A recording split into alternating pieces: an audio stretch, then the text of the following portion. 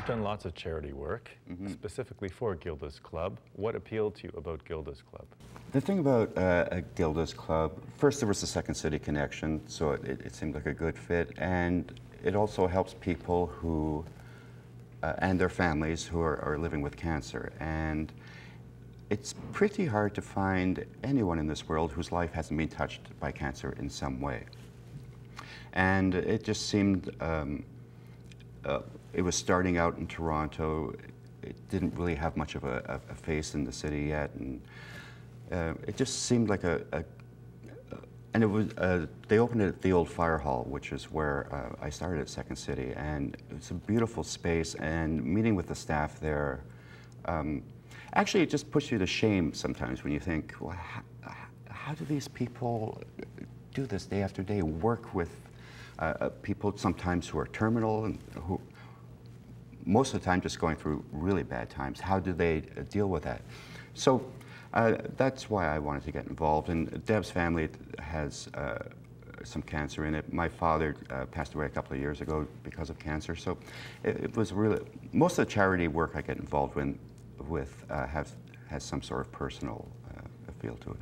One of the things that sort of impressed me about, specifically about Gilda's Club, is not only were you doing performances and fundraising, but you also work behind the scenes. I think it's called, what's the name of the show that you do?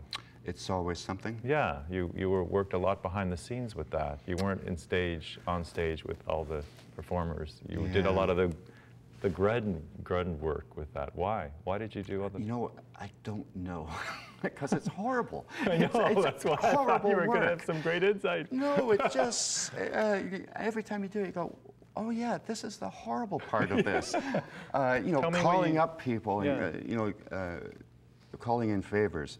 But then you do the show, and you know, it's a success, and it does what it's supposed to do. It raises money. It gives a face to Gilda's Club, and you go, oh yeah, it was worth it. And somebody has to do it. So, and Gilda's is great in that there's a lot of volunteers, and there is a large network of people working, not only with the club itself, but on this one particular show that they do every year. You know, that's their big fundraiser, right? Yeah. As soon as that show's over, the next day they're back at working on next year. So it's just a constant grind. And you've been helping out with that for 7 years now. Really? What keeps you coming back?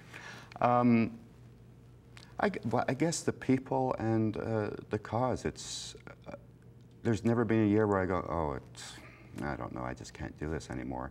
And for that one day you see humanity at its best. Everybody is working for nothing, for this cause. You get to meet some of the people who are living with cancer, and they tell their stories at the fundraiser. And it reminds you why you're doing it and why you want to keep doing it.